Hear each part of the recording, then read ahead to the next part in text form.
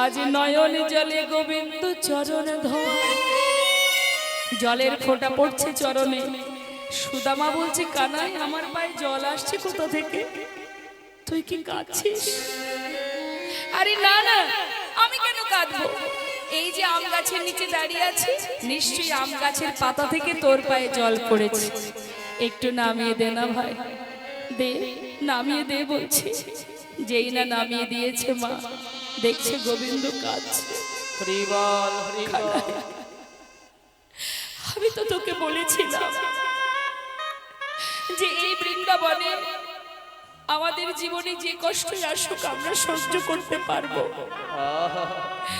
কিন্তু ভাই তোর কোনো কষ্ট হলে আমরা সইতে পারি না। তুই কেন বল, কেন এই খেলা খেললি? এই খেলা তো আর আমরা বলিনি, তুই বলেছিস। তাহলে এই খেলা তুই কেন করলি বল? তোর তোর কি সেই ক্ষমতা আছে আমাদেরকে কাঁধে করে নিয়ে যাও?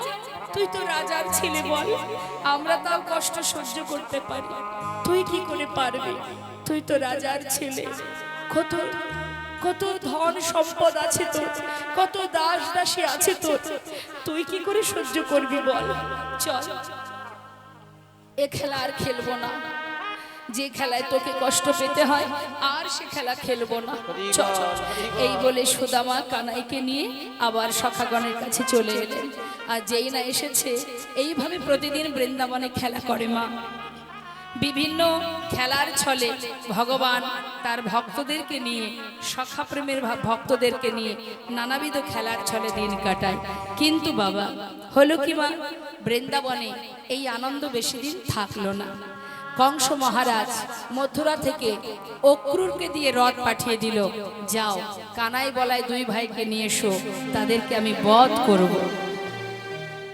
যখনই কিনা গোবিন্দকে নিতে চললেন অক্রুর, রথ নিয়ে গেলেন, তা এক রথে উঠলেন কানাই বলায়, আর এক রথে উঠলেন তার পিতা নন্দ মহারাজ, নন্দ উপানন্দ ব্রজবাসী, আর এক রথে উঠলেন গোবিন্দের প্রিয় সখাগণ। তিনটে রথে করে যাত্রা করছেন মা। তা যখন যাচ্ছেন একবার চিন্তা করে দেখুন মা যশোমতীর কথা। আমাদের জীবনে যদি একটু কষ্ট আসে আমরা ভগবানের কাছে কাঁদি। অনেক মানুষ আছে ভগবানকে সেবা দেওয়া বন্ধ করে দেয় যদি কষ্ট পায়, কিন্তু প্রকৃত ভক্তের লক্ষণ এটা নয়। যারা ভগবানকে ভালোবাসে তারা কোনোদিন ভগবানকে সেবা না দিয়ে থাকতে পারে না। দেখবেন নিজের সন্তান যদি অন্যায়ও করে, তথাপিও সেই সন্তানকে আমরা ফেলে দিতে পারি না তো। সেই সন্তান অন্যায় করলেও তাকে কিন্তু আমার কাছে রাখি, তাকে 3 বেলা খেতে দেওয়া, তার দেখাশোনা করা, আমরা হাল ছাড়ি না, তাই না? ঠিক তদ্রূপ মা, আমরা যদি ভগবানকে আমার বাড়ির কোনো একজনকে ভাবি, যে কোনো একজন বাড়ির একজন সদস্য যদি তাকে নিজের বাড়ির কেউ ভাবা হয়, তাকে বঞ্চিত করে কোনোদিন আমরাও কোনো কিছু সেবা করতে পারবো না। এটা হচ্ছে ভক্তের লক্ষণ। তা কি হয়েছে, নিয়ে চলে যাচ্ছে মা যশোমতী, কৃষ্ণ হারা হলেন, সন্তানকে হারালেন। একবার চিন্তা করে দেখুন, ভগবানের মা হয়েও তার সারা জীবন কাঁদতে হয়েছে, কোনদিন সুখ পায়নি সে। জন্মাবার পর থেকে কংস মহারাজ একটার পর একটা, একবার পুতনা, একবার অগাসুর, একবার বকাসুর, যখন যাকে পেরেছে পাঠিয়েছে কানাইকে প্রাণে মারার জন্য।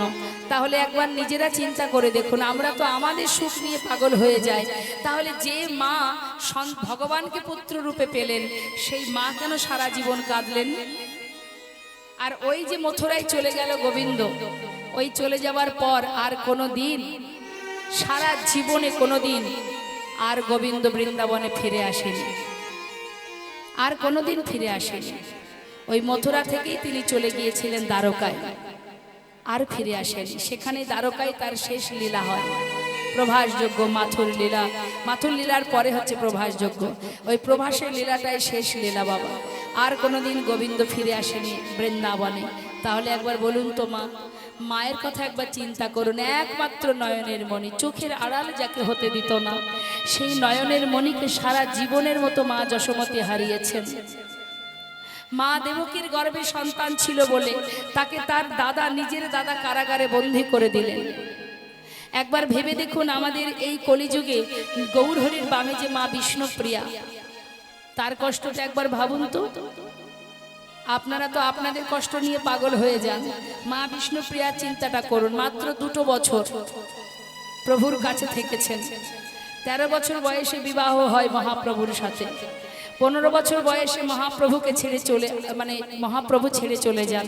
যখন মা বিষ্ণুপ্রিয়ার 15 বছর বয়স, তখন মহাপ্রভু 24 বছর বয়সে সন্ন্যাসী হয়ে চলে গিয়েছিলেন। ওই যে চলে গিয়েছিলেন, আর কোনোদিন ফিরে আসেনি মা।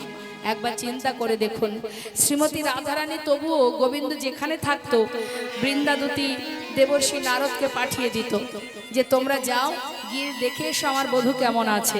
কিন্তু কলিযুগে এমনই বিরহ মা কলিযুগটা, যে মহাপ্রভু চলে যাবার পরে মা বিষ্ণুপ্রিয়া কোনোদিন আর প্রভুকে দেখতে পান। তার মনে এটাই দুঃখ। তথাপিও তার নিঃশ্বাসে প্রশ্বাসে ওই গৌর নাম ছাড়া আর কিছু ছিল না। 4 দেওয়ালের মধ্যে নিজেকে বেঁধে রেখেছিলেন। শান্তিপুরে যখন মহাপ্রভু এসেছিলেন, সবাই গিয়েছিল, কিন্তু এই নবদ্বীপ থেকে মা বিষ্ণুপ্রিয়া যেতে পারেনি। কারণ সহধর্মিনীর মুখ দেখা যাবে না, কারণ সে সন্ন্যাসী হয়ে গেছে। তাই মা বিষ্ণুপ্রিয়ার মনে দুঃখ ছিল, যে মুখ আমার প্রভুর দেখলে তার ধর্মের বিঘ্ন ঘটে যায়, সেই মুখ এই জগতে আর আমি কাউকে দেখাবো না। তাই 4 দেওয়ালের মধ্যে নিজেকে বেঁধে রেখেছিলেন। মা বিষ্ণুপ্রিয়ার ভজন কুটিরটা এখনো আছে নবদ্বীপে। যদি গৌর বাড়িতে যান দেখতে পাবেন, পুরনো সেই ভিটেটা এখনো পড়ে আছে, লতা পাতায় ভরা। তা নিজের মুখ কখনো দেখাতেন না, সারাদিন দারু বিগ্রহ সেবা করতেন, আর সর্বদাই ওই শ্বাসে প্রশ্বাসে গৌর গৌর গৌর। যতবার মুখে বলতেন ততবার একটা করে চাল আলাদা করে রাখতেন। এই অবশেষে যতটুকু চাল হতো দিনের শেষে, সেটাকে সিদ্ধ করে লবণ শাশুড়ি মাকে দিতেন, মা সচিমাকে দিতেন, বাড়ির ঈশানকে দিতেন, কাজের যে ছিল পৌরাণিক ভিত্ত ঈশানকে দিতেন। অবশেষে যেটুকু বেঁচে থাকতো নিজে সেবা করতেন। কারণ প্রাণটা বাঁচিয়ে না রাখলে কি করে প্রভুর ভজন করব, কি করে তার নাম করব? তাহলে একবার তাদের বিরহটা চিন্তা করুন। তাদের বিরহটা ভাবলে নিজের বিরহটা আর বিরহ মনে হবে না। তাই মা, আজ গোবিন্দ যখন চলে গেল, গোবিন্দ চলে যাবার পর কংস মহারাজকে বধ করে সেখানে মা দেবকী বসুদেবকে কারাগার থেকে মুক্ত করে সবাইকে উদ্ধার করে দিলেন। দেবার পর গোবিন্দ সখাদের বললেন, তোরা সবাই ঘরে বৃন্দাবনে ফিরে যা। আর পিতাকে বললেন, তোমরাও বৃন্দাবনে ফিরে যাও, আমি আর দাদা কটা দিন পরে যাব। এই বলে যেই না চলে গেছে মা, গোবিন্দ কিন্তু আর কোথাও যায়নি। গোবিন্দ সেখান থেকে গেলেন তার গুরুকুলে, নিতাই গৌর হরিবোল, শিক্ষা নেবার জন্য। তা গোবিন্দের গুরুকে, যার কাছ থেকে রাজনীতিবিদ্যা শিখেছিল, সেই গুরুদেবকে গুরু শান্তিপুনি মুনি। এই শান্তিপুনি মুনির আশ্রমে যখন গোবিন্দ গেলেন, সাথে গেলেন বলাই দাদা। আর এদিকে বৃন্দাবনের সুদামা, যে কানাইকে মনে প্রাণে ভালোবাসে, সে পাগলের মতো পথে পথে ঘোরে বলে তার পিতা মুকুটমণি তিনি তার সন্তানকে ওই গুরুকুলে নিয়ে গেলেন কানাইয়ের সঙ্গে দেখা করাতে। শিক্ষার উদ্দেশ্যে আজি তাহায় চলিল, শিক্ষার উদ্দেশ্যে আজি তাহায় চলিল, ওই না শিক্ষার উদ্দেশ্যে আজি তাহায় চলিল। মা, সুদামাকে নিয়ে যাচ্ছে কোথায়? গুরু শান্তিপুনি মুনির আশ্রম। কারণ সেখানে কানাই আছে, বহুদিন হয়ে গেছে কানাইকে দেখতে পাইনি। সুদামা কানাইকে বড় ভালোবাসে, প্রাণের থেকে বেশি ভালোবাসে। তাই যাতে পিতা মনে মনে চিন্তা করছে, যাতে আমার ছেলেটাও বেঁচে থাকে, আবার তার শিক্ষাও হয়, তার পাণ্ডিত্য হয়, যাতে সে গুরু আশ্রমে গিয়ে গুরুর কাছ থেকে কিছু শিক্ষা অর্জন করতে পারে। তাই বুদ্ধি করে নিয়ে যাচ্ছেন সন্তানকে। শিক্ষার উদ্দেশ্যে আজি তাহায় চলিল, শিক্ষার উদ্দেশ্যে আজি তাহায় চলিল, বহুদিন পরে ভাই কানাইকে পাইল, আহা বহুদিন পরে ভাই কানাইকে পাইল, বহুদিন পরে ভাই কানাইকে পাইল, আহা আনন্দ ধরে না, আনন্দ ধরে না, আনন্দ ধরে না, ভাই কানাইকে কাছে পেয়ে আনন্দ ধরে না, ভাই কানাইকে কাছে পেয়ে আনন্দ ধরে না, বহুদিন পরে ভাই কানাইকে পাইল। বহুদিন পরে ভাই কানাইকে পাইল। যেই না কানাইকে পেয়েছে সুদামা ছুটে গিয়ে জড়িয়ে ধরেছে সুদামা, চিৎকার করে কানাই কানাই বলে কাঁদছে। আর যখন কাঁদছে অন্যান্য শিষ্যরা সবাই বলছে এই বস বস বস বস, এই বস, চিৎকার করিস না, ওই দেখ গুরুদেব আসছে। এখন মা আগেকার সময় তো এত স্কুল কলেজ ছিল না, আগেকার সময় ছেলে মেয়েদের শিক্ষা দিতে গেলে পাঠশালায় দিতে হতো। কোন পাঠশালা? গুরুকুলে, গুরুকুলের পাঠশালায় দিতে হতো। এখন গুরুদেব আসছে দেখে সমস্ত শিষ্যরা বলা বলি করছে এই কথা বলিস না, গুরুদেব আসছে। এখন গুরুদেব এসে বলছে তোমরা কেমন আছো? ভালো আছি গুরুদেব। সবাই কুশলে? হ্যাঁ কুশলে আছি। বেশ, তা বলি শুনলাম আমার এই আশ্রমে 3 জন নতুন ছাত্র এসেছো। আমরা এই 3 জন। কই হাত তোলো দেখি কে কে এসেছো। এই যে আমি গুরুদেব। এই তোমার নাম কি? আমার নাম গুরুদেব ওই বলরাম। বলরাম। আয়, দেখে মনে হচ্ছে খুব দুরন্ত ছেলে। নাম কি? চিনতে পারছেন? ভালো করে দেখে নিন কৃষ্ণকে।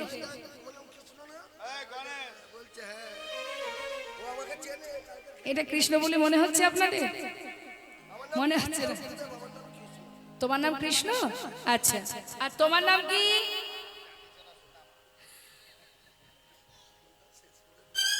এই জোরে বলো, নাম কি? তোমার নাম সুদামা। তোমরা 3 জন আমার পাঠশালায় নতুন এসেছো, তা বলো দেখি তুমি কি শিক্ষা নেবে? আমি শিক্ষা নেব গুরুদেব ওই মানে ধনুর্বিদ্যা, হাতে চালাবো। এই যে এই কৃষ্ণ এদিকে এসো, তুমি কি শিক্ষা নেবে?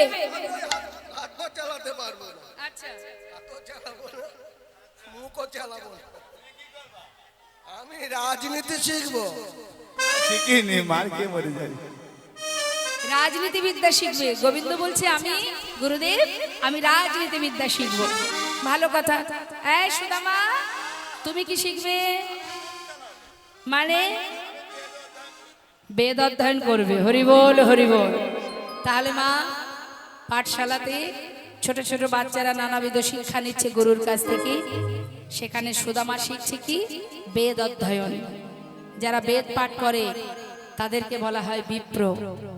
আর যারা শাস্ত্রে বললেন জন্ম জায়তে শূদ্র, জন্মাবার পর তার পরিচয় হয় সে শূদ্র। সংস্কারে ন দ্বিজ, আর সংস্কারে ন দ্বিজ অর্থাৎ যখন পইতে হয় তখন তাকে বলা হয় দ্বিজ। বেদ পাঠের ভাবে বিপ্র, যারা বেদ পাঠ করে তাদেরকে বলা হয় বিপ্র। আর ব্রহ্ম জানন্তি ব্রাহ্মণ। বেদ কয় প্রকার? 4 প্রকার, ঋক সাম যজু অথর্ব। এখন এই 4টি বেদের আবার ভাগ আছে, কর্মকাণ্ড জ্ঞানকাণ্ড। কর্মকাণ্ডটা অর্থাৎ যেখানে যজ্ঞ করা হয় সেখানে যে বেদ পাঠ করা হয় সেটাকে কর্মকাণ্ড বলে। আর যেটা পরমার্থিক কৃপা লাভের জন্য পাঠ করা হয় সেটাকে বলা হয় জ্ঞানকাণ্ড। তা গুরুদেব শিক্ষা দিচ্ছে মা। হঠাৎ গুরুমা বলছে সুদামা শোনো সুদামা, তুমি শুধু শিক্ষা নিলে হবে না বাবা, রান্নাঘরে কাঠ ফুরিয়ে গেছে, কিছু কাঠ কুড়িয়ে নিয়ে এসো। যাও, একা যাবে না, সঙ্গে কানাইকে নিয়ে যাবে। আর কিছু ভিজে ছোলা আঁচলে বেঁধে দিচ্ছি, খিদে লাগলে তোমরা সবাই দুজনে সমান ভাগে ভাগ করে খাবে। আমার সুদামাকে কিন্তু বড় ভালোবাসেন গুরুমা। আর গুরুদেব একটা কথা সুদামাকে বলেছিল যে সুদামা জীবনে কোনোদিন মিথ্যা কথা বলবে না, কারণ তুমি বেদ পাঠ শিখছো। বেদ পাঠ যারা যারা বেদ পাঠ করে, যারা বেদ শিক্ষা গ্রহণ করে তাদের বাক্য হচ্ছে ব্রহ্ম। তাই এই মুখে কখনো মিথ্যা কথা বলবে না, পাপমূলক কাজ করবে না, অন্যায় করবে না। তাই হবে গুরুদেব। সুদামা কোনোদিন মিথ্যা কথা বলতো না, সুদামা কখনো কোনো অন্যায়মূলক কাজ করতো না, আপোষ করতো না। তাই আজ এই সুদামার আঁচলে কিছু ভিজে ছোলা দিয়েছে আর বলেছে কানাইকে নিয়ে যাও, দুইজনে গিয়ে কিছু কাঠ কুড়িয়ে নিয়ে এসো। দেখবেন মা আমাদের স্কুলে যেমন হয়, ছেলে মেয়েদেরকে একটা সরস্বতী পূজা আসুক বা কোনো অনুষ্ঠান হোক, সেখানে দেখবেন ওই স্কুলে যা যা কাজকর্ম সেগুলো কিন্তু ছাত্রছাত্রীদের করানো হয়, তাই না? এটা স্কুলে এখন আমরা দেখেছি, কিন্তু এগুলো আগেকার সময়ে কিন্তু পাঠশালাতেও করতে হতো। গুরুকুলে, গুরুকুলে যে শুধুমাত্র মন্ত্র পাঠ করা, শাস্ত্র অধ্যয়ন করা তা নয়, গুরুকুলে কর্ম করতে হতো, সব রকমের কাজ করতে হতো। এগুলো কিন্তু শিক্ষা। তাই কোনোদিন কখনো ছেলে মেয়েদেরকে স্কুলের লেখাপড়ার সাথে সাথে আর যে কর্মগুলো করায় সেই জায়গা থেকে ছেলে মেয়েদের ঘরে রাখতে নেই, পাঠিয়ে দিতে হয়, যাও শেখো, এটাও কর্ম, এটাও তোমাকে করতে হবে। তাই এখন গুরুমা বলছে, শোনো, কিছু কাঠ কুড়িয়ে নিয়ে এসো জঙ্গল থেকে, যাও। এখন দুই বন্ধু যাচ্ছে। মা সুদামার আনন্দ ধরছে না, কারণ আজ যত কষ্টই তার জীবনে আসুক না কেন, যে কাজে দিক না কেন সে করতে রাজি, সঙ্গে যদি কানায় থাকেনি তাই গৌর হরি বল। হ্যাঁ বন্ধু, তাহলে চল যাই, কাঠ কুড়িয়ে নিয়ে আসি। কৃষ্ণ আর সুদামারে পাঠাইল বনে, কৃষ্ণ আর সুদামারে পাঠাইল বনে, কাটানিতে চলে তারা আনন্দিত মন, কাটানিতে চলে তারা আনন্দিত মন। আনন্দ ধরে না, মায়েরা উলু ধ্বনি দেয় গৌর হরি বল। কৃষ্ণ আর সুদামারে আনন্দ ধরে না, কাটানিতে চলে তারা আনন্দিত মনে, কাটানিতে চলে তারা আনন্দিত মনে, কাটানিতে চলে তারা আনন্দিত মনে, কাটানিতে চলে তারা আনন্দিত মনে। জঙ্গলের মধ্যে গিয়ে কাঠ কুড়াচ্ছে মা, আর কাঠ কুড়াতে কুড়াতে হঠাৎ কি হলো, হেন কালে হইল তাহা ঝড় ভয়ঙ্কর, ঝড় ভয়ঙ্কর, চারিদিকে ভরিল ঘন অন্ধকার,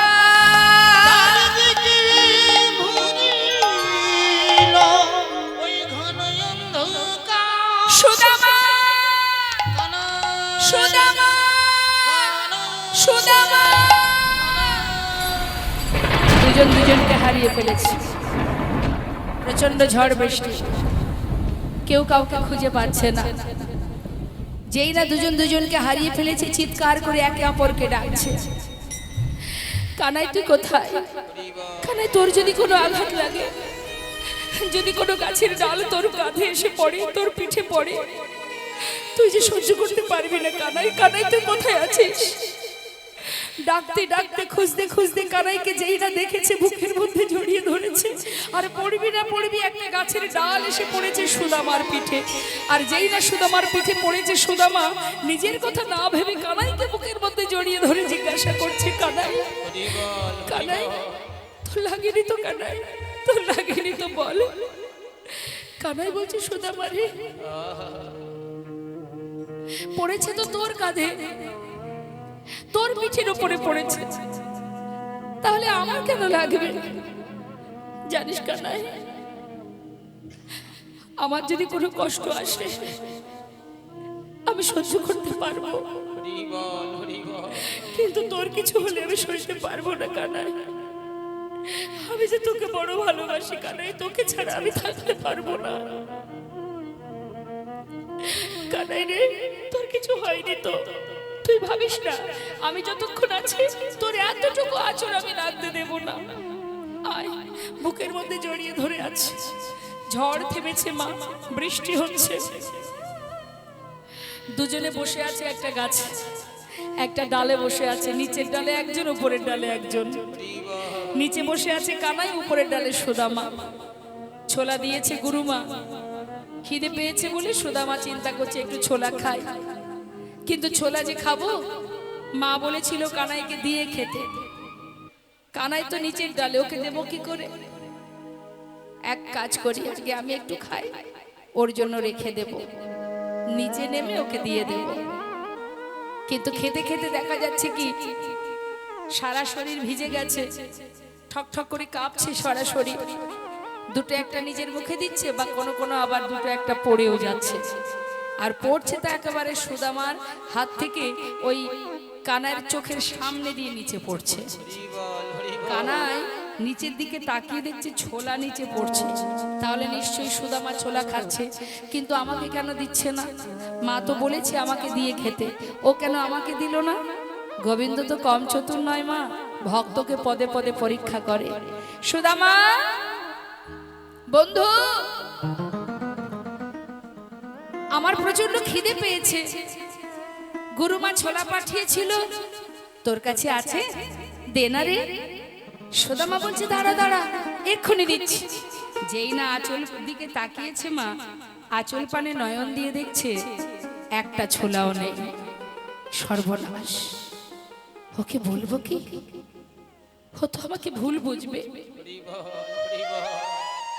কারণ আমি খেয়েছি, ওকে আমি দিইনি। এটা যদি ও জানতে পারে তাহলে তো ভুল বুঝবে আমাকে। না না, এ কথা আমি বলতে পারবো না। আমি তো ওর জন্য রেখেছিলাম, কিন্তু পড়ে গেলে আমি কি করব?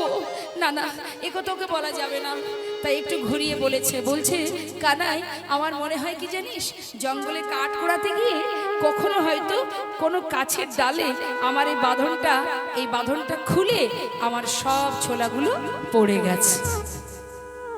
গোবিন্দ মনে মনে চিন্তা করলেন, সুদামা তুই মিথ্যা কথা বললি তো। বেশ, যে মিথ্যা কথাটা আজ তুই বললি, এর জন্য তোকে সাজা পেতে হবে, তুই তৈরি থাক। কিচ্ছু বললেন না বাবা। কিছুক্ষণ পর কিছু কাঠ কুড়িয়ে ঘরে ফিরে এসেছেন মা। সেই দিনটা চলে গেল। পরের দিন হঠাৎ ডাক দিলেন, সুদামা এদিকে আয়। আমাকে কতটা ভালোবাসিস? অনেক। অনেক মানে প্রাণের থেকে বেশি। তাহলে আজ আমি তোর কাছে একটা কথা বলবো। কি? বলছে তুই তো আমাকে ভালোবাসিস। আজ আমি যদি তোর কাছে কিছু চাই, আমাকে দিবি? বেশ, কি চাইবি বল, যদি আমার কাছে থাকে আমি দেব। সুদামা যা, তুই তো জানিস আমি নাড়ু খেতে ভালোবাসি। ওই দেখ, রান্নাঘরে গুরুমা নাড়ু তৈরি করে রেখেছে। যা তো দেখি, আমার জন্য দুটো নাড়ু নিয়ে আয় তো। সুদামা বলছে এটা কোনো ব্যাপার? আরে এ তো গুরুমাকে বললেই আমাকে দিয়ে দেবে। দাঁড়া দাঁড়া দাঁড়া, আমি গুরুমাকে ডাকি। আরে না, গুরুমাকে ডাকলে হবে না, দিতে যদি হবে তবে চুরি করে নিয়ে আসতে হবে। চুরি করে? আমি তো চুরি বিদ্যা শিখিনি কানাই। তুই তো জানিস আমি বেদ অধ্যয়ন করি। গুরুদেব আমাকে বলেছে কখনো মিথ্যা কথা বলবে না, কখনো অন্যায় করবে না, পাপ কাজ করবে না। আমি চুরি করব কি করে? আরে বাবা, গুরুমা যদি আমাকে দেয় আমি তো তোকে দিয়ে দেব, তাতে আমার চুরি করার কি আছে? না, তোমাকে চুরি করে নিয়ে আসতে হবে।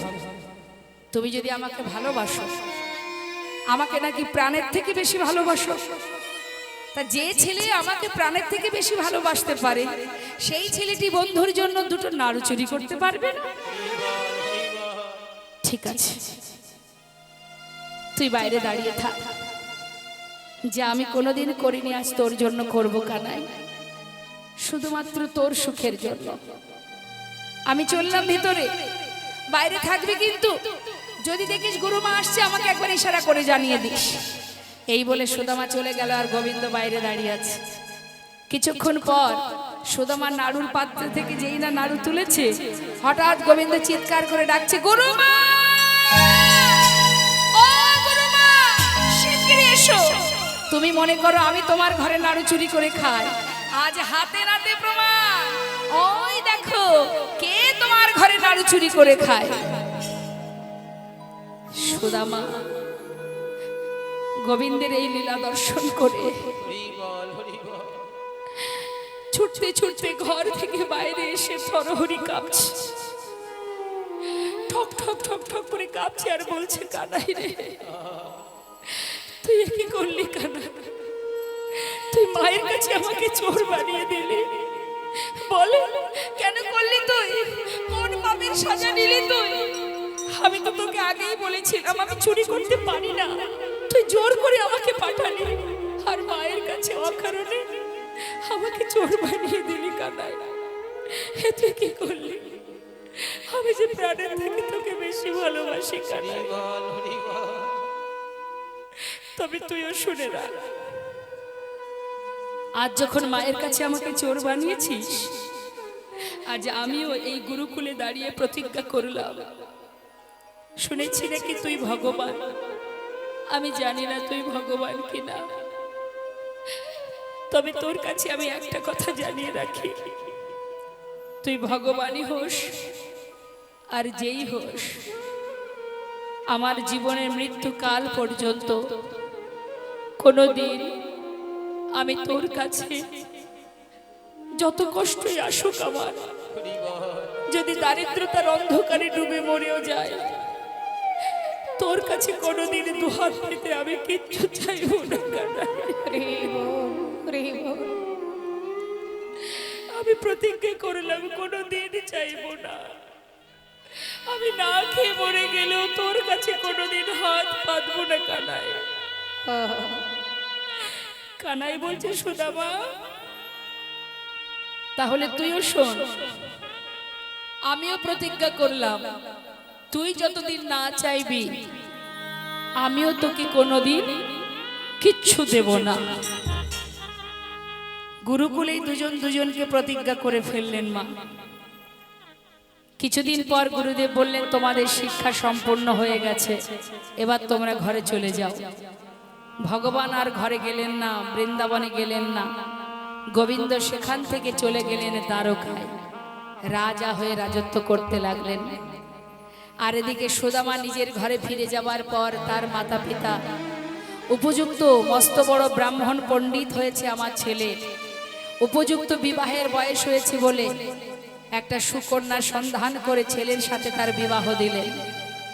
কয়েক বছর যেতে না যেতে সন্তান হলো তাদের, সুখে স্বাচ্ছন্দ্যে জীবন কেটে যায়। সুদামা রোজগার করে, কিভাবে রোজগার করে না, ওই গ্রামের মধ্যে ছোট্ট পাঠশালা তৈরি করে গ্রামের ছোট ছোট বাচ্চাদের পাণ্ডিত্য শিক্ষা দিয়ে সেখান থেকে যে দক্ষিণা পায় তাতেই তার জীবন কেটে যায়। এইভাবে দিন যেতে যেতে ভগবান এবার ভক্তকে পরীক্ষা করতে শুরু করলেন। জেনে রাখবেন মা, ভগবান ভক্তকে পদে পদে পরীক্ষা করে, বারবার পরীক্ষা করবে। যারা গোবিন্দকে ভালোবাসে তাদেরকে গোবিন্দ পরীক্ষা করে। তিনি বলেই দিয়েছেন, যে করে আমার আশ আমি তার করি সব নাশ, তথাপিও যে না ছাড়ে আমার পাশ আমি হই তার দাসানুদাস। পদে পদে পরীক্ষা। এই পরীক্ষা যখনই করবে, আমরা যদি ভুল বুঝি তাকে, ভগবান কাকে কাঁদায় গো মা? যাকে তিনি নিজের করে ভাবেন। তার প্রমাণ আপনাদের আমি দিচ্ছি, শুনুন। এই যে একটা বাড়ির সামনে যদি ছোট ছোট বাচ্চারা খেলা করে, তার মধ্যে যদি এই বাড়ির বাচ্চাটাও থাকে, তো এই বাড়ির যে মা, সে যদি মনে করে যে বাচ্চারা এত সুন্দর খেলা করছে, বাচ্চাকে খুশি হয়ে কিছু খেতে দেব, তাকে শুধু নিজের বাচ্চাকে দেবে নাকি সব বাচ্চাদের দেবে? সবাইকে দেবে। এবার হঠাৎ দেখা গেল যে তাদের মধ্যে গন্ডগোল হচ্ছে, মারামারি হচ্ছে, তা ওই মা ছুটে এসে সবার আগে কাকে ধরবে? কার কাছে আগে যাবে? পাড়ার বাচ্চার কাছে যাবে না নিজের বাচ্চাকে আগে ধরবে? সামলাবে কাকে? মা কিন্তু ছুটে গিয়ে আগে নিজের সন্তানের হাতটা ধরবে, নিজের সন্তানের হাত ধরে তাকে সেই ভিড়ের মধ্যে থেকে, সেই অন্যান্য বাচ্চাদের মাঝখান থেকে তাকে বাহির করে নিয়ে আসবে, তাকে শাসন করবে, বকবে, প্রয়োজনে তাকে হয়তো একটা থাপ্পড়ও মারবে, তাই তো মা? এখন আপনি যখন সন্তানকে মারবেন, শাসন করবেন, আপনার বাচ্চা কাঁদবে। তা যখন আপনার বাচ্চা কাঁদবে, আপনি তো জানবেন যে কেন আপনি মেরেছেন, ওর ভালোর জন্য, যে পাছে কোনো দিন যেন আর না দেখি কারোর সঙ্গে মারামারি করতে, ঝগড়া করতে। মা বাবারা শাসন করে কি জন্য? ছেলে মেয়ের ভালোর জন্য। বাচ্চারা কিন্তু বোঝে না, বাচ্চারা কাঁদবে যে মা আমাকে কেন মারলো, মা কেন মারলো। অর্থাৎ আমাদের জীবনটাও তাই, আমরা মনে মনে ভাবি ভগবান কেন আমাদের কাঁদাচ্ছে, কেন কষ্ট দিচ্ছে, কেন কাঁদাচ্ছে, কেন দুঃখ দিচ্ছে, কিন্তু ভগবান তাকেই দুঃখ দেন যাকে তিনি অন্তর দিয়ে ভালোবাসেন। তাই গৌর হরি বল হরি। তাই সুদামাকে তো মনে প্রাণে ভালোবাসে মা, কারণ আজ গোবিন্দ সুদামাকে পরীক্ষা করছে কেন না, ওই যে সুদামা বলেছে জীবনে কোনোদিন তোর কাছে কিচ্ছু চাইবো না, তাই গোবিন্দ মনে মনে ভাবছে সুদামার জীবনের সব সুখটুকু যদি আমি কেড়ে নিই, তখন সুদামা সর্বহারা হয়ে নিশ্চয়ই আমার শরণে আসবে।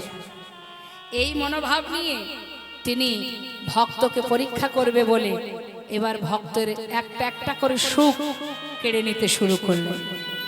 প্রথমে কাটলো কাকে? মা বাবাকে। মা বাবা বিয়োগ হয়ে গেল। যেই না মা বাবা মারা গেল, সংসারের পুরো দায়িত্ব পড়ে গেল সুদামার পিঠে। সংসারে ছেলে পিলে আছে, স্ত্রী আছে, তাদেরকে তো খাওয়াতে হবে। সুদামা ওই যে পাঠশালা থেকে যতটুকু দক্ষিণা পায় তাতে সংসারটা কোনো রকমে কেটে যায়। ভগবান কি করলেন? দেরি না করে সুদামার ওই পাঠশালাটা কোনো না কোনো কারণবশত সেটা বন্ধ করে দিলেন। হরিবল। যেই না বন্ধ হয়ে গেল মা, সংসারে আর কিছু আছে? এবার ছেলে মেয়েদের খাওয়াবে কি? সন্তানকে দেখবে কি করে? স্ত্রীর মুখে অন্ন দেবে কি করে?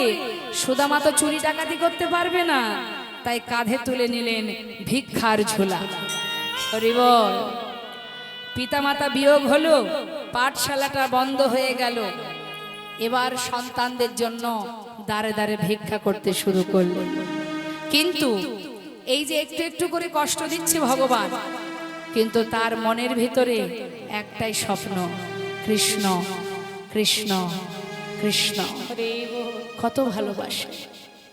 দাঁড়ে দাঁড়ে ভিক্ষা করছে, কাঁধে করে ভিক্ষার ঝোলা নিয়ে সবার বাড়ি বাড়ি যাচ্ছে। জয় রাধা রমণ জয় কুঞ্জ বিহারী। রাধা রমণ জয় কুঞ্জ বিহারী। জয় রাধা রমণ জয় কুঞ্জ বিহারী।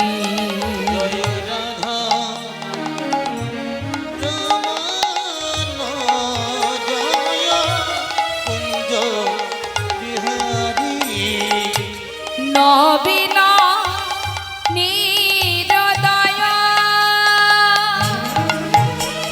জয় শ্যাম সুন্দর মদন মোহন বংশীধারী। নবীন নিরোদয়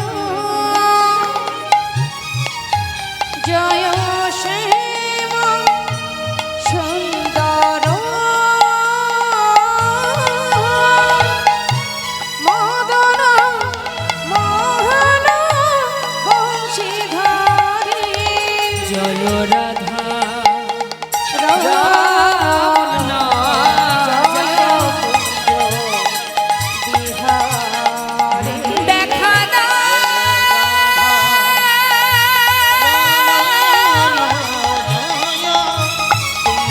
দেখা রমণ একেবারে দেখা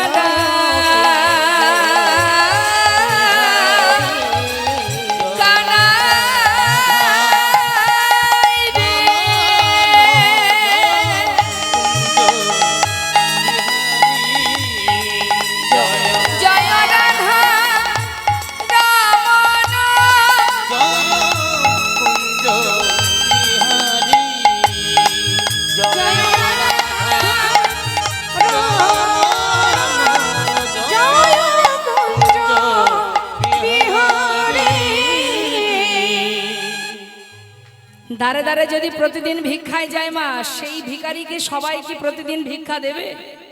একই গ্রামে রোজ গেলে ভিক্ষা দেবে? দেবে না। কোনোদিন ভিক্ষা পায়, কোনোদিন পায় না। যেদিন ভিক্ষা পায় সেদিন সন্তানদের নিয়ে সুখে দিন কাটে, আর যেদিন ভিক্ষা পায় না মা, সেদিন কোনো রকমে ওই সন্তানদেরকে বুকের মধ্যে জড়িয়ে ধরে কৃষ্ণ কৃষ্ণ কৃষ্ণ। যেন মনে হয় নামেই তার ক্ষুধা নিবারণ হয়, নামেই যেন তার তৃষ্ণা নিবারণ হয়। চোখের জলে বুক ভাসিয়ে কাঁদে কৃষ্ণ কৃষ্ণ কৃষ্ণ, কিন্তু কোনোদিন কানার কাছে বলে না, কানাই রে আমার জীবনে বড় কষ্ট বড় দুঃখ ভাই, একবার তুই কৃপা কর। কখনো চাই না আমাদের জীবনে কষ্ট এলে আমরা গোবিন্দের কাছে হাত পাতি, কিন্তু ভক্তর দেখুন কেমন তার ভক্তি, কেমন তার ভালোবাসা, কেমন তার ত্যাগ। নিঃশ্বাসে প্রশ্বাসে কৃষ্ণ নাম। হরি বল, হরি বল। একদিন সুদামার স্ত্রী বললেন, স্বামী, যার নাম তুমি মুখে জপ করো সর্বক্ষণ, প্রত্যেকটি শ্বাসে প্রশ্বাসে তার নাম করো, শুনেছি সে নাকি ভগবান, আবার এও শুনেছি সে নাকি দ্বারকার রাজা। আমাদের তো এত কষ্ট, যাও না তুমি তোমার বন্ধুর কাছ থেকে আমাদের জন্য, সন্তানদের জন্য কিছু চেয়ে নিয়ে আসতে পারো না? সুশীলা, যা বলেছো বলেছো, আর বলো না। আমি বন্ধু হয়ে বন্ধুর জন্য কিছু করতে পারি না, আর আজকে আমার দুঃখের দিনে তার কাছে গিয়ে আমি হাত পাতবো কি করে? আমি বন্ধু হয়ে যদি ওর জন্য কিছু করতে পারতাম, তাহলে আমার দুঃখের দিনে আমি ওর কাছে চাইতে পারতাম, কিন্তু আমি তো কোনোদিন ওর জন্য কিছু করতে পারি না, তাহলে আজ আমি ওর কাছে চাইবো কি করে বলো? আমি প্রতিজ্ঞাবদ্ধ, আমি কোনোদিন কারোর কাছে কিচ্ছু চাইবো না, আমি প্রতিজ্ঞা করেছি। আমাকে চাইতে বলো না। জানো সুশীলা, আমি তাকে অনেক বড় ভালোবাসি, আমার প্রাণের থেকে বেশি ভালোবাসি। জানো, দেখতে বড় মন চাই, কিন্তু এমনই কাঙাল, এমনই ভিখারি আমি, এমনই দরিদ্র আমি, আমার মতন এমন কাঙাল বন্ধুর কথা তার আর মনে নেই। স্বামী, এ তুমি কি বলছো? যাকে তুমি এত ভালোবাসো, যার নাম সর্বক্ষণ তুমি জপ করো, সে তোমাকে ভুলে যাবে কি করে? আমার বিশ্বাস, আমি বলছি তুমি যাও। স্বামী গো, আমাদের জন্য চাইতে হবে না, তোমার মনে যখন ইচ্ছা জেগেছে বন্ধুকে দেখার, দেখা করে এসো, একটু হলেও তো শান্তি পাবে, মনে একটু জ্বালা নিবারণ হবে। যাও। সুশীলা, তুমি যেতে বলছো, কিন্তু খালি হাতে কি করে যাই বলো? কতগুলো বছর চলে গেছে আমি ওর কাছে যাইনি, কতদিন ওকে দেখিনি আমি। আমার যে প্রাণের থেকে বেশি প্রিয় আমার কানাই, কিন্তু আমি খালি হাতে কি করে যাব তার কাছে বলো? আমি যেতে পারবো না, নিজেদেরই খাওয়া জোটে না, তার জন্য কি নিয়ে যাব? স্বামী, তুমি যাবে? যাবে তুমি বন্ধুর জন্য কিছু নিয়ে? আমি ব্যবস্থা করে দেব, তুমি পারবে? কেন পারবো না? তুমি ঘরে থাকো, আমি দেখছি কি করা যায়। ধনী পরিবারের কন্যা সুশীলা মা আজ স্বামীর সঙ্গে গাছতলাতে জীবন কাটাচ্ছে। তার পিতৃ সম্পদ বলতে যা ছিল সব কিছু শেষ হয়ে গেছে, কিছুই আজ আর নেই তার। সন্তানদের নিয়ে গাছতলাতে দিন কাটে তাদের। সন্তানদের পরনে একটা বস্ত্র নেই, স্ত্রীর পরনে একটা মাত্র বস্ত্র, তার সব জায়গায় ছেঁড়া। তথাপিও তার মনে একটাই শান্তি যে আমার স্বামী একজন সত্যবাদী, সে কখনো মিথ্যা কথা বলে না। তাই স্বামী যেভাবে যে পরিস্থিতিতেই রাখুক না কেন, তাতে তার কোনো দুঃখ নাই। আজ ভিক্ষার ঝুলি নিয়ে সুশীলা নিজে জীবের দ্বারে দ্বারে গিয়ে বলছে, আমায় ভিক্ষা দাও গো নগরবাসী, ভিক্ষা দাও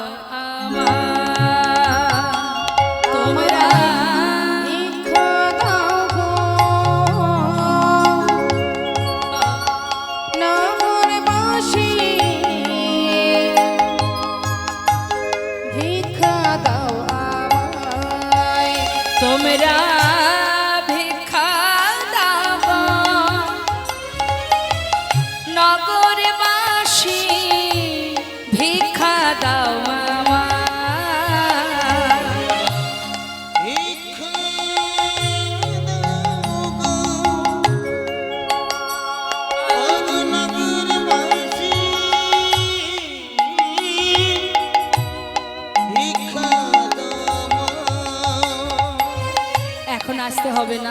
লীলা শেষে আপনারা দেবেন।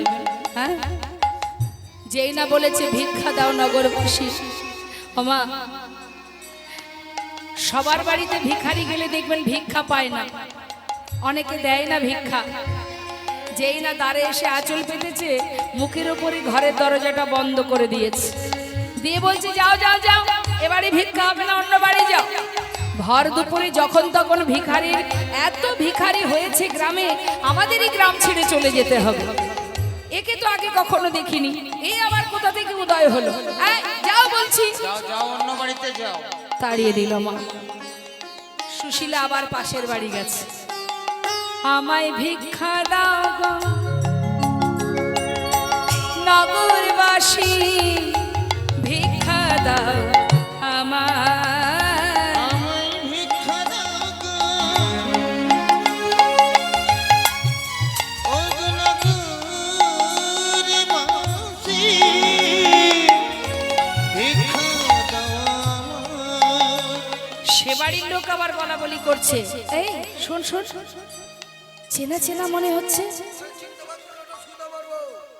সুদা মারবো? এই যে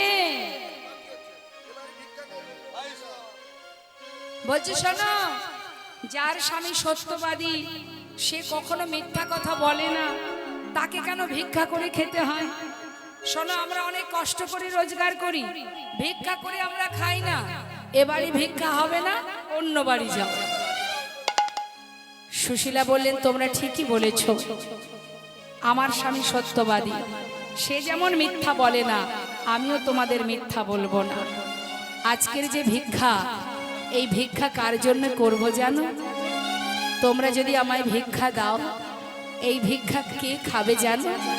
তোমাদের ভিক্ষার দ্রব্য পাবে শ্যামরা।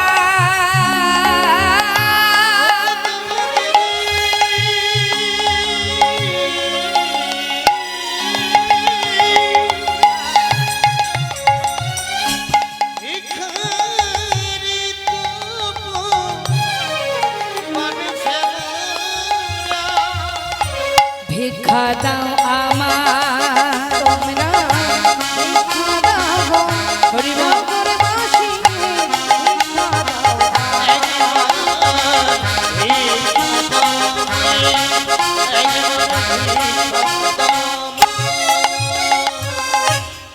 যেই না বলেছে তোমাদের ভিক্ষা দ্রব্য পাবে শ্যামরাই, এই কথাটা শোনা মাত্রই সাথে সাথে মা কয়েক বাড়িতে, সবাই তো আর নিষ্ঠুর প্রকৃতির হয় না, কয়েক বাড়ি থেকে শুকনো চিড়ে সুদামার আঁচলে দিয়ে গেলেন। আর মনে মনে ভাবলেন, আজকের ভিক্ষা যদি ভগবানের সেবায় লেগে যায়, তাহলে আমাদের জনম ধন্য হয়ে যাবে। এবার সেই চিড়েগুলো নিয়ে ঘরে এসে মা মনের আনন্দে স্বামীর কাছে নিজের পরনের কিছুটা বস্ত্র ছিঁড়ে নিয়েছে মা। আর তো কিছু নেই, একটা বস্ত্র তার পরনে, তার থেকে কিছুটা অংশ ছিঁড়ে নিয়ে তার মধ্যে চিড়েগুলো দিয়ে স্বামীর জন্য পুটুলি বেঁধে দিলেন। স্বামী, আজকের এই ভিক্ষা থেকে একটা দানাও না তুমি সেবা করবে, না সন্তান, না আমি, এই পুরোটাই তুমি গোবিন্দের জন্য নিয়ে যাও। হরি বল, হরি বল। তাহলে মা, আমাদের অভাব কষ্ট এলে আমরা কি করি? আগে নিজের চিন্তা করি, আর আজকে তাদের সন্তানদের অনাহারে রেখে নিজে কিছু না সেবা করে যার জন্য ভিক্ষা করেছে তার জন্য পাঠিয়ে দিলেন। এই হচ্ছে ভগবানের সেবা। সুদামা নিজের স্ত্রী, নিজের সন্তান সব কিছুকে তুচ্ছ করে একমাত্র কানাইকে দর্শন করার আশায় আজ তার পরিবারের চিন্তাও সে করলেন না। গাছতলাতে রইল পড়ে তার স্ত্রী পরিবার, কে দেখবে, কিভাবে রক্ষা হবে, ছেলে মেয়েকে কে দেখবে, কে খেতে দেবে, আদৌ আর তারা খেতে পারবে কিনা, সেদিকে কোনো লক্ষ্য নেই তার। সে ওই কৃষ্ণের জন্য সেই চিড়ের পুটুলিটা নিয়ে এবার চললেন গোবিন্দ দর্শনে। হৃদয় যখন পবিত্র হয় না মা, তখনই গোবিন্দ দেখা দেয়। আজ কিন্তু তার পিছনে যে মায়াগুলো আছে, সেই মায়ার টান কিন্তু তার আজ নেই। সে যাচ্ছে গোবিন্দের কাছে। কি হবে না হবে, সন্তানদের কি হবে, স্ত্রীর কি হবে, সেদিকে তার কোনো ভ্রুক্ষেপ নেই। এই যে মন থেকে সব কিছুকে ত্যাগ করে দিয়েছে, আর এই ত্যাগ করেছে, আর তার মধ্যে শুধুমাত্র কৃষ্ণ দর্শন ছাড়া আর কিছু নেই, এই যে মনোভাব তৈরি হয়েছে, যার কারণেই সে গোবিন্দের দর্শন পেল। সব কিছুকে ছেড়ে এবার কানাইকে ডাকতে ডাকতে যাচ্ছেন সুদামা। একবার দেখা দে ভাই কানাইয়া, দেখা দে আমার, একবার দেখা দে রে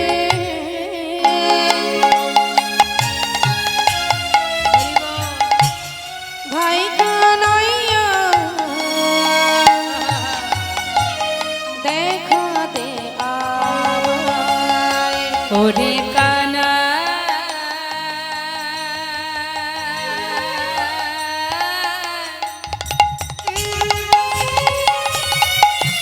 ওরে আমার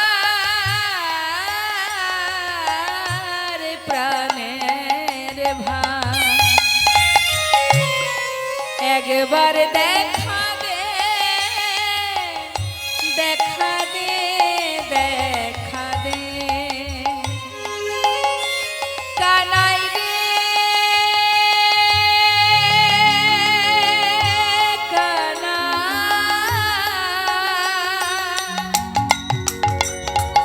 ওরে আমার প্রাণের বন্ধু,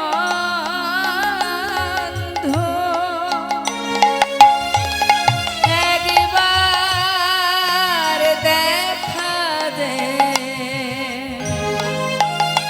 ওরে আমার, ওরে আমার, ওরে আমার প্রাণের কানা।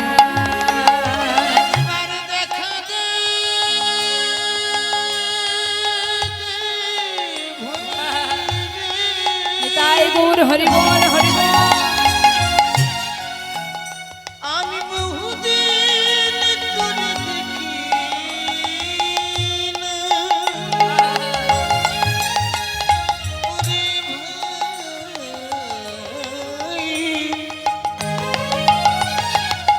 কানাই রে, একবার দেখা দে ভাই কানাইয়া, দেখা দে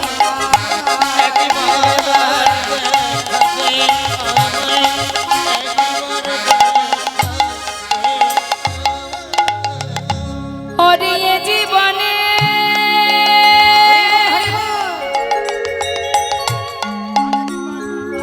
ওরে এ জীবনে কত দিন ওরে দেখিনি তোমার, জীবনে কত দিন দেখিনি তোমার। একবার দেখা দে আমার, একবার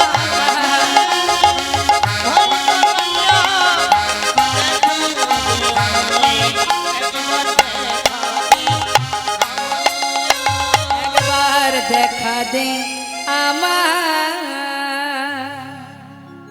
ডাকতে ডাকতে যাচ্ছে মা, অন্তর্যামী গোবিন্দ দ্বারকার সিংহাসনে বসে আছে। তিনি কি কিছু বুঝতে পারছেন না? সবই বুঝতে পারছেন, কিন্তু তথাপিও তিনি চুপচাপ সিংহাসনে বসে আছেন যে আমার বন্ধু আসছে আমার কাছে। রুক্মিণী সত্যভামা বললেন, স্বামী তোমার বন্ধু আসছে তোমার কাছে, তার কষ্ট যে আর দেখতে পাচ্ছি না। এত কষ্ট পাচ্ছে, তুমি কেন তার সামনে গিয়ে দাঁড়াচ্ছ না? রুক্মিণী, আমি যে সময়ের সাথে বাধা, মন চাইলে যে যেতে পারবো না। ঠিক সময় মতোই আমি তার কাছে যাব। যখন খুশি তখন আমি তার সামনে দাঁড়াতে পারবো না, কারণ তার যে ত্যাগ, আমার প্রতি যে ভালোবাসা, সেই ভালোবাসার পরিপূর্ণতা যত সময় না হবে, আমি কি করে যাব তার কাছে? স্বামী সে যে বড় কষ্টে আছে। স্বামী স্বামী তুমি একবার কৃপা করো। রুক্মিণী চিন্তা করো না, ঠিক হবে, সব দিক ঠিক থাকবে, তুমি ভেবো না। সুদামা যাকে পারছে তাকে জিজ্ঞাসা করছে, তোমরা বলতে পারো দ্বারকা যাব কোন পথে? সবাই পথ দেখিয়ে দিচ্ছে মা। কোথায় বৃন্দাবন, কোথায় দ্বারকা? দ্বারকায় গিয়ে বিশাল প্রাসাদ দর্শন করলেন। রাজপ্রাসাদ দর্শন করে মনে মনে ভাবছে, এত বড় রাজ্যের রাজা আমার বন্ধু, আর আমি কোথায় কাঙাল ভিখারি। ভিক্ষা না করলে আমার দিন কাটে না, আর আমার বন্ধুকে সেবা দেওয়ার জন্য হাজার হাজার দাস দাসী আছে। যে রাজ সিংহাসনে বসে থাকে, যে রাজ শয্যা পরি ঘুমায়, যে রাজ হালে থাকে, যে রাজভোগ সেবা করে, আর আমি কাঙাল ভিখারি ভিক্ষা করে দিন কাটে। আমার কথা কি তার আদৌ মনে আছে? ভগবান কি ভক্তকে ভুলে যায় মা? যায় কি? কখনো নয়। কিন্তু তার মনে একটা দোটানা এসে গেছে। সে সর্বক্ষণ চিন্তা করছে যে কি জানি ও আমায় ভুলে গেছে কিনা, ও আমায় মনে রেখেছে কিনা। এসেছি যখন একবার যাই।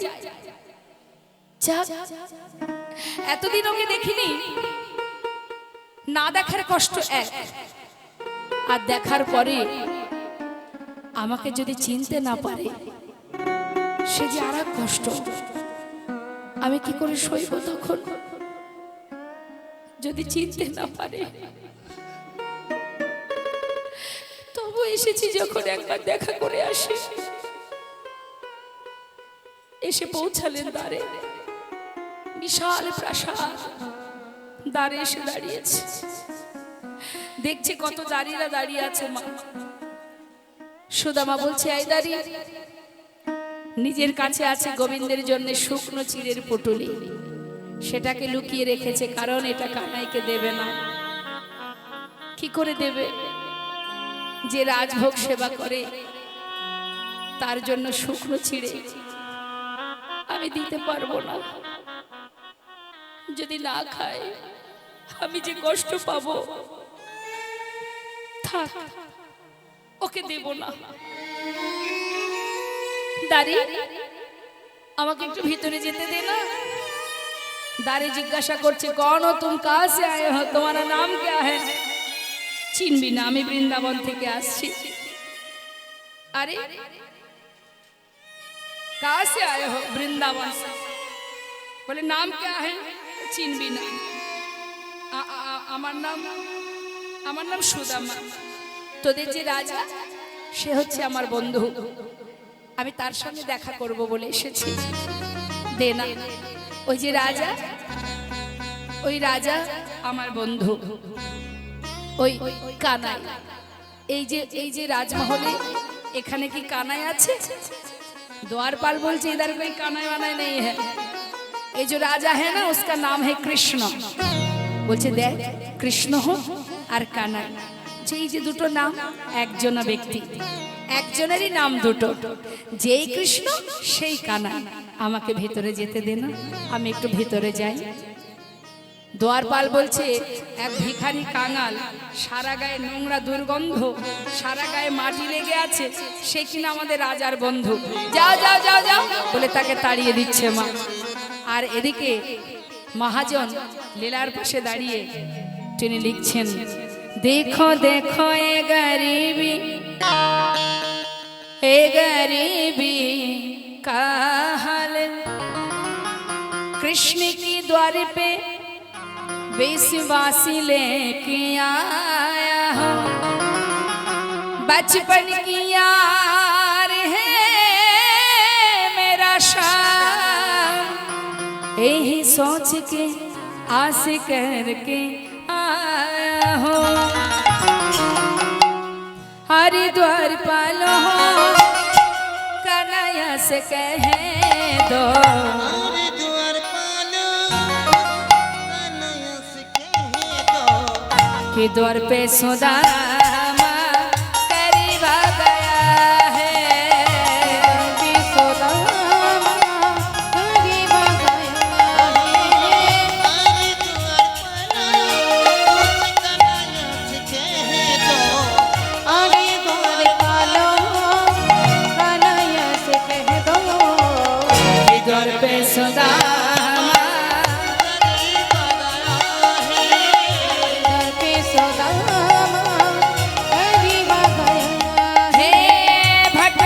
भटकते न जाने कहाँ से, भटकते भटकते ना जाने कहाँ से तुम्हारी महल पे करीब आ गया है।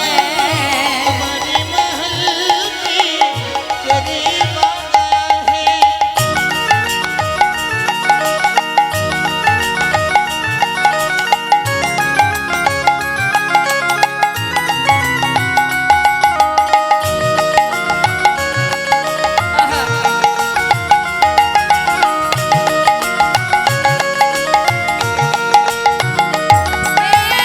सिर पे न पगड़ी तन पे न जामा, बता दो कन्हैया नाम है सुदामा।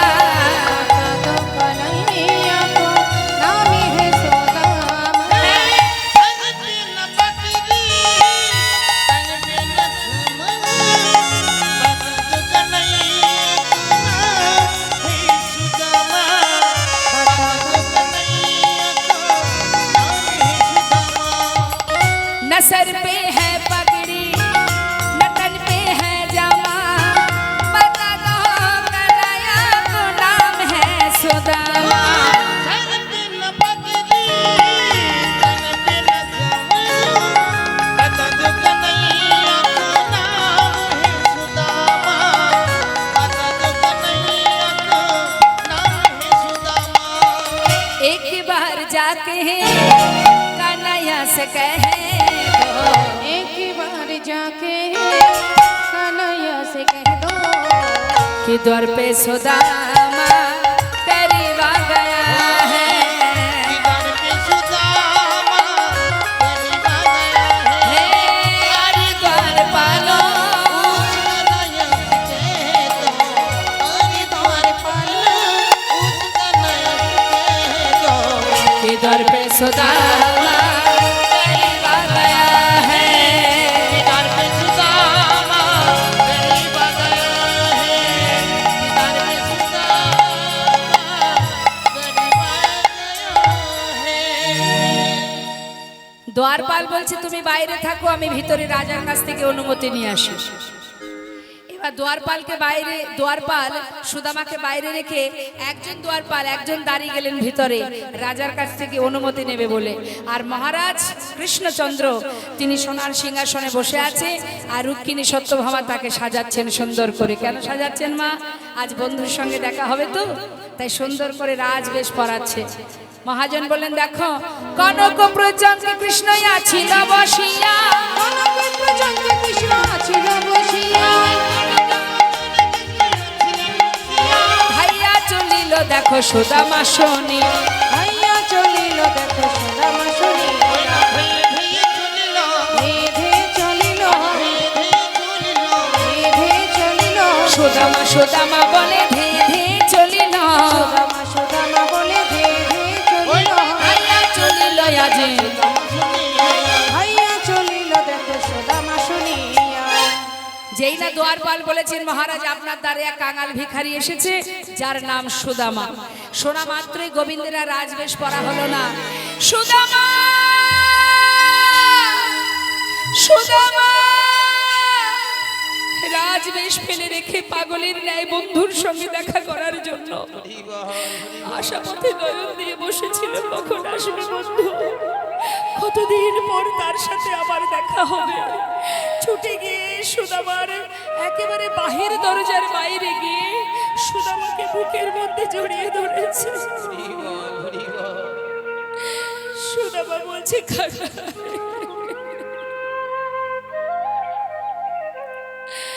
আমার কথা মনে আছে তোর, তুই ভুলে যাসনি। দ্বারপাল সবাই অবাক, দ্বারকাবাসী দেখে অবাক। এত বড় রাজা আমাদের এক কাঙাল ভিখারি বন্ধুর কথাও ভুলে যায়নি, তাকেও মনে রেখেছে। কত বড় হৃদয় তার যে এক কাঙাল বন্ধু যাকে পাওয়া মাত্রই বুকের মধ্যে জড়িয়ে ধরেছে। সুদামা বলছে কানাই রে আমাকে ছেড়ে দে। কেন জানিস? তুই তো রাজা আর আমি হচ্ছি কাঙাল ভিখারি।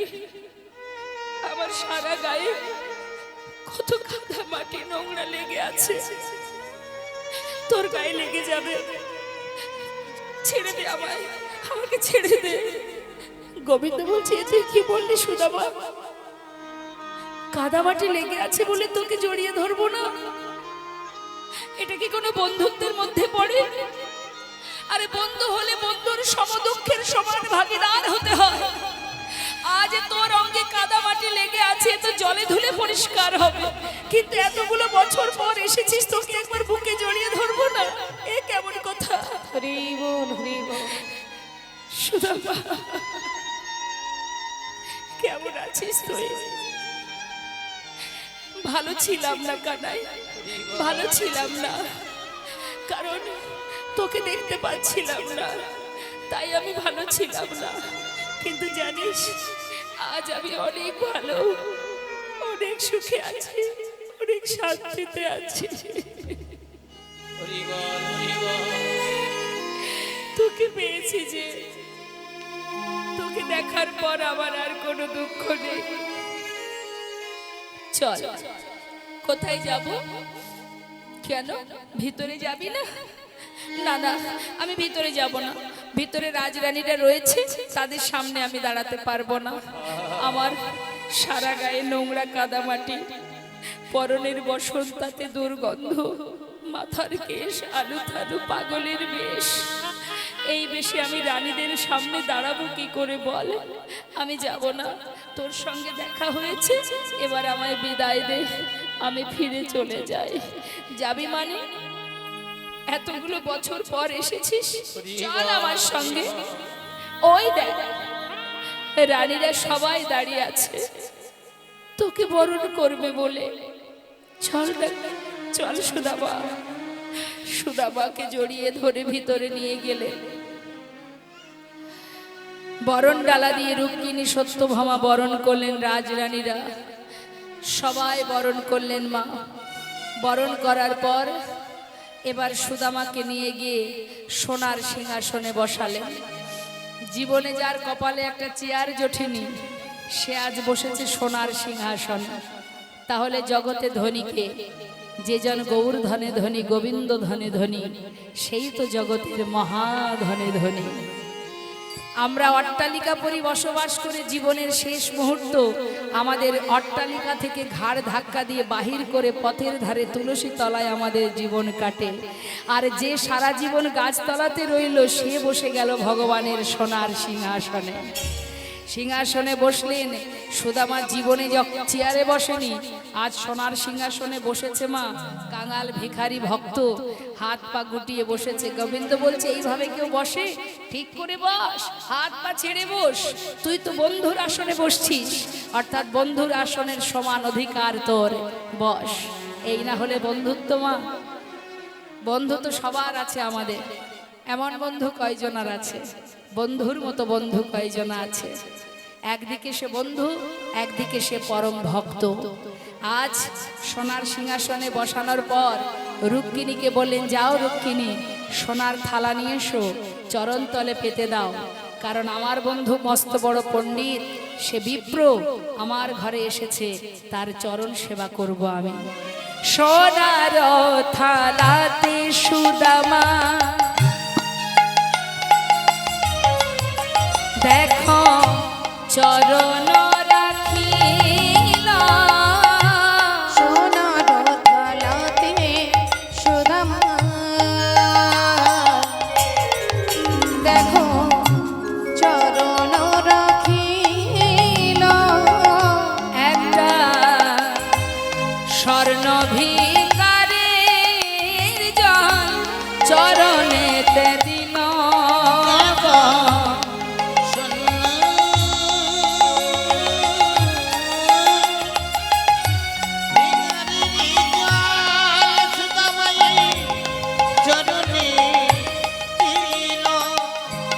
নয়ন জলে প্রভু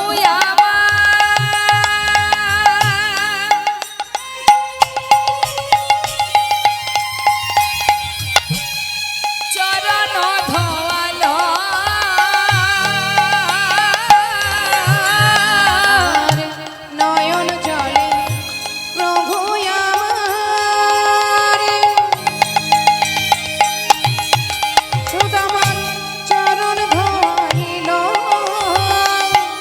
জোড়ালো জোড়ালো আমার প্রাণ জোড়ালো আনন্দ হইল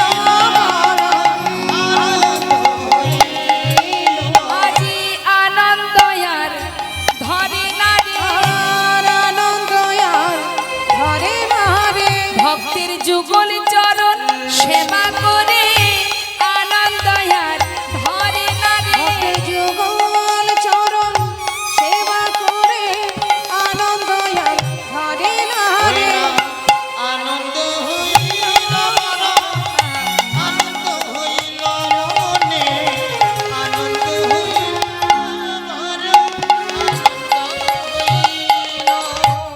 সুদামা বলছে কানাই তুই আমার পায়ে হাত দিস না, আমার পায়ে এমন করে তুই জল ঢালিস না, পায়ে হাত দিস না, তুই ছেড়ে দে। গোবিন্দ বলেন সুদামা তুই তোর ভক্তি দ্বারা আমাকে জয় করেছিস, আজ যখন আমার ঘরে তুই এসেছিস তাহলে আমার কাজ আমাকে করতে দে। তুই যেমন তোর ভক্তি ভালোবাসা দিয়ে আমার মনকে জয় করেছিস, এবার আমারও ভক্তির প্রতি যে কর্তব্য আছে সেই কাজ থেকে আমাকে বঞ্চিত করিস না, তুই আমাকে বাধা দিস না সুদামা। সুদামা কাঁদছে, গোবিন্দ কাঁদছে। কেন কাঁদছে গোবিন্দ? ওই চরণ দুটি যখন হাতে করে সেবা দিচ্ছে দেখছে চরণতে কত রুধির ঝরেছে, মনে মনে চিন্তা করছে সুদামা রে এত কষ্ট করে এসেছিস দ্বারকায়, চরণ তলে কত রুধির ঝরে পড়েছে, কখনো নিজের কথা না ভেবে শুধু কৃষ্ণ কৃষ্ণ কৃষ্ণ। আমি যে তোর ভক্তিতে বাধা পড়ে গেছি সুদামা, আমি ভক্তিতে বাধা পড়ে গেছি, এটা মনে মনে বলছে মা। সুদামাকে স্নান করিয়ে শুদ্ধ বসন করালেন। গোবিন্দ জিজ্ঞাসা করলেন সুদামা এতগুলো বছর পর এসেছিস, আমার জন্য কিছু আনিসনি? সুদামা বলছে কানাই চেষ্টা করেছিলাম কিছু নিয়ে আসবো কিন্তু পারিনি, বিশ্বাস করি। গোবিন্দ চোখের জলে মুখ ভাসিয়ে কাঁদছে আর মনে বলে বলছে সুদামা রে আমার জন্য এনেছিস কিন্তু দিতে পারছিস না, ভেবেছিস তোর আনা শুকনো চিড়ে আমি খাবো কি করে, কিন্তু তুই কি জানিস না আমার ভক্ত ভালোবেসে আমাকে যা দেয় আমি তাতেই খুশি। আমার জন্য এনেছিস আমায় দিতে পারছিস না, ঠিক আছে সময় মতো আমি ঠিক খেয়ে নেব। যখন তাকে সেবা দিতে বসেছে মা, হঠাৎ সুদামা কাঁদছে। গোবিন্দ বলছে তুই কাঁদছিস কেন? সুদামা বলছে কানাই আমি খাবো না। কেন খাবি না? এতদিন পর না আমার সন্তানদের কথা মনে পড়ছে,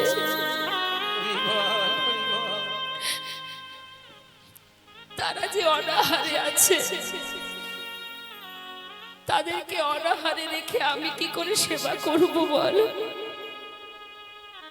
চিন্তা করিস না, আমি তো আছি, সে অনাহারে থাকবে না, এবার তুই সেবা কর।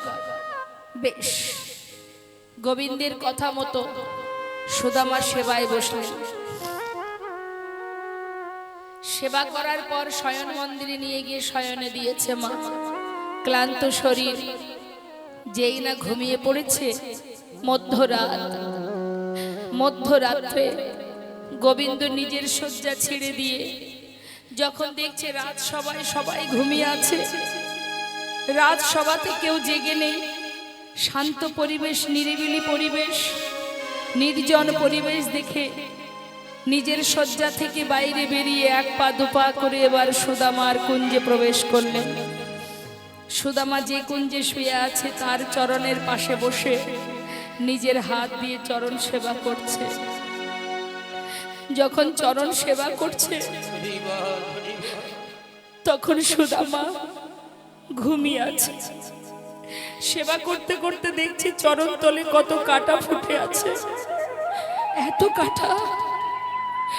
সেই কাঁটাগুলো নিজের হাত দিয়ে পরিষ্কার করতে করতে হঠাৎ দেখছি একটা কাঁটা গভীর ভিতরে ঢুকেছে। যেই না গোবিন্দ হাত দিয়ে বের করতে পারছে না, নিজের মুখটা সেই চরণ তলে নিয়ে গিয়ে নিজের দাঁত দিয়ে জোর করে কাঁটাটা টেনে বের করেছে। আর যেই না বের করেছে সুদামা চমকে উঠেছে, আর যেই চমকে উঠেছে চিড়ের পুটুলি যেটা লোকানো ছিল সেটা বাইরে পড়ে গেছে। গোবিন্দ বলছে এটা কি দেখি তো। চিড়ের পুটুলিটা হাতে তুলে নিয়ে যেই না বাঁধন খুলেছে, সুদামা বলছে কানাই আমাকে ফিরিয়ে দে, তুই খেতে পারবি না, দে বলছি ফিরিয়ে দে। আরে কি এনেছিস দেখি, খুলে দেখছে চিড়ে। ও আমার জন্য চিড়ে এনেছিলি? সুদামা বলছে কানাই তুই খেতে পারবি না। কেন পারবো না? যেই না চিড়েটা মুখে দিতে যাবে দেখছে চিড়েগুলো ভেজানো। আরে চিড়েগুলো ভেজানো কিরে? আস্তে।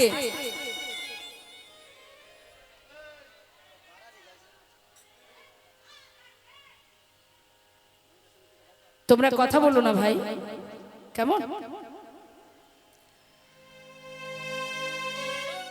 যেই না মা চিড়েটা মুখে দিতে যাবে দেখছে চিড়েগুলো ভেজানো। ভেজলো কি করে? সুদামা বলছে কানাই আমি তো জানি না কি করে ভিজলো, আমি তো বলতে পারবো না। কিরে বুঝতে পেরেছি, চিড়েগুলো তুই এনেছিস আমার জন্য ভিজিয়ে, তাই না? শুকনো চিড়ে খেতে গেলে মুখে ব্যথা লাগতে পারে, সেই জন্য। এই না হলে আমার বন্ধু। সুদামা বলছে কানাই আমি ভিজিয়ে আনিনি, তবে আমার মনে হয় কি জানিস, আমার চোখের জলে চিড়ে ভিজে গিয়েছে, আমার চোখের জলে চিড়ে ভিজে গিয়েছে। ওরে কানাই রে আমি কেমন করে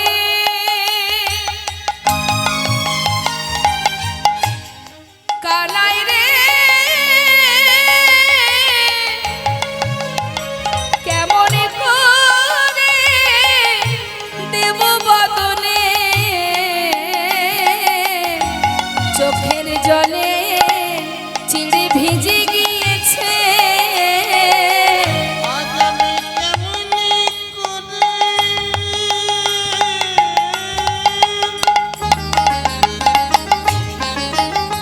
ভাইরে দেব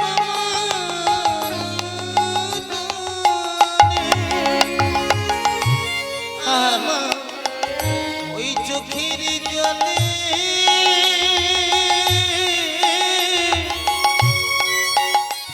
চিড়ে ভিজে ভগবান বলেছে সুদামা যে চিড়ে আমায় দিতে তোর দ্বিধা হলো, আগত কলিযুগে আমি নদিয়ায় গৌর হব। যদি কলির জীব আমায় সেবা দিতে চায়, কলিজীবের দ্বারে দ্বারে ভিক্ষা করে যদি মাটির মালসায় চিড়ে ভোগ দেয়, আমি নদিয়ায় গৌর হয়ে সেই ভোগে গ্রহণ করব। এই আমি তোর সামনে দাঁড়িয়ে প্রতিজ্ঞা করলাম। আমার কলিযুগে গৌর হরির ভোগ হয় কি? চিড়ে ভোগ হয়। কিসে ভোগ হয়? মাটির মালসায়। ওই যে সুদামা চিড়ে নিয়ে গিয়েছিল, দিতে পারছিল না, যে চিড়ে দেব কি করে, যে রাজভোগ খায় তাকে চিড়ে আমি দেব কি করে। তাই প্রতিজ্ঞা করলেন ভগবান ভক্তের কাছে, ভক্তের ভক্তিতে এমন ভাবে নিজে বশ হয়ে গেছে, আজ বশীভূত হয়ে বলে ফেললেন যে সুদামা যে চিড়ে দিতে তোর সংকোচ হচ্ছে, আগত কলিযুগে আমায় সেবা দিতে গেলে ওই চিড়ে ভোগই দিতে হবে না। তাই গৌর হরি বল। তাই কিন্তু কলিযুগে চিড়ে ভোগ হয় মা, ওই সুদামাকে কথা দিয়েছিলেন। কিছুদিন বিশ্রাম করার পর ভগবান লক্ষ্মী মানে রক্ষিণীকে বললেন, রক্ষিণী তুমি তো স্বয়ং লক্ষ্মী, তোমার কাছে আজ আমার একটা জিনিস চাওয়ার আছে। বলো স্বামী কি চাই? বলছে লক্ষ্মী দেখো সুদামা কোনোদিন আমার কাছে কিছু চাইনি, আজও চাইবে না। আর ও যদি না চায়, আমি ওকে যেচে সেধে দিতে পারি না, তাতে বন্ধুকে ছোট করা হয়। তাই তোমার কাছে আমার চাওয়া, আমার বন্ধুকে তুমি সমসুখে সুখী করো। তাই দেরি না করে লক্ষ্মী মানে রুক্মিণী বিশ্বকর্মাকে স্মরণ করে সুদামার জন্য স্বর্ণপ্রাসাদ বানিয়ে দিয়েছিলেন মা।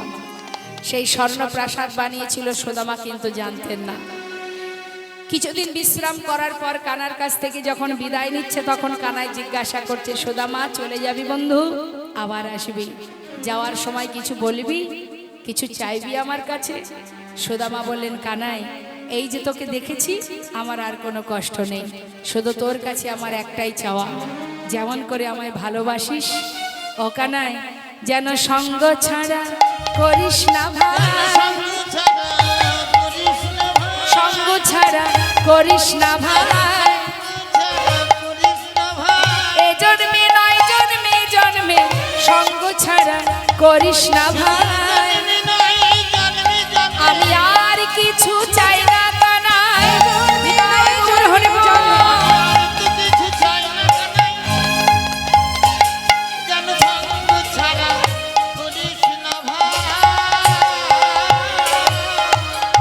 কানার কাছ থেকে বিদায় নিয়ে চলে গেল। কিন্তু যেখানে তার স্ত্রী ছিল সেখানে গিয়ে আর খুঁজে পাচ্ছে না। দেখছে একটা স্বর্ণপ্রাসাদ সাজানো আছে, সোনা দিয়ে তৈরি মা স্বর্ণপ্রাসাদ, না চাইতেই সবকিছু পাওয়া যায় যদি গোবিন্দের প্রতি বিশ্বাস ভক্তি ভালোবাসা থাকে। আজ সুদামা বলছে, আমার স্ত্রী কোথায়? এই গাছতলাতেই তো ছিল, গেল কোথায়? হঠাৎ দেখছে তার স্ত্রী ওই স্বর্ণপ্রাসাদ থেকে একটা বরণডালা হাতে নিয়ে রাজরানীর বেশে নেমে আসছে। যেই না দূর থেকে স্বামী দর্শন করেছে, চিনতে পারছে না, এটা কে, এটা কে, আমি তো চিনতে পারছি না। হরিবল হরিবল।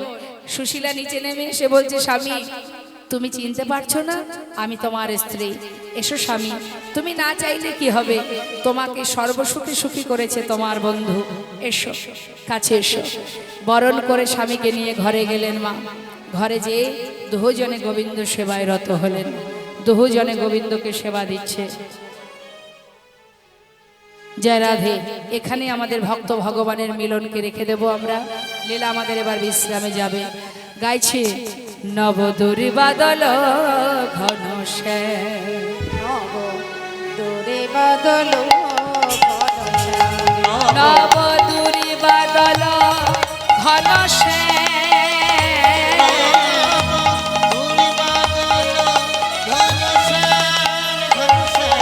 নবদূর বাদল ঘন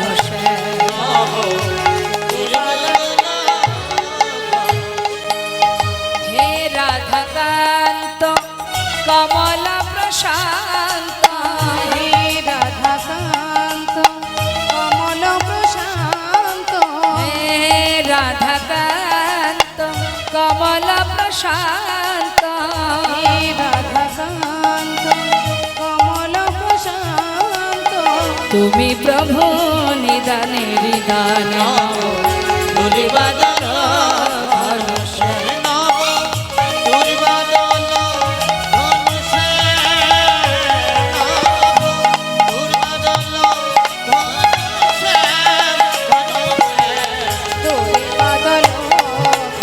শ্যাম, দূরে বাদল ঘন শ্যাম। আর যে বাঁশি বাজিয়েছিলে বৃন্দাবনে, সে বাঁশি বাজাও আবার সবারই কানে। যে বাঁশি বাজিয়েছিল বৃন্দাবনে, সে বাঁশি বাজাও আবার সবারই কানে। আর যে বাঁশি বাজিয়েছিলে, যে বাঁশি বাজিয়েছিলে, যে বাঁশি বাজিয়েছিলে, যে বাঁশি বাজিয়েছিলে বৃন্দাবনে, সে বাঁশি বাজাও আবার সবারই কানে।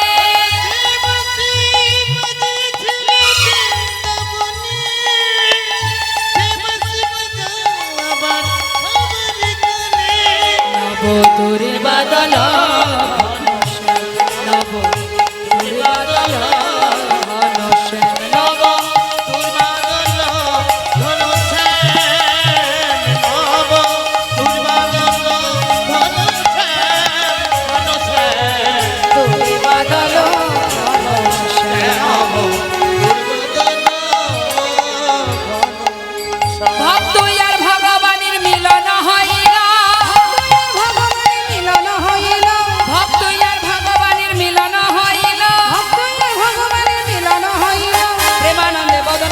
হরি হরি বল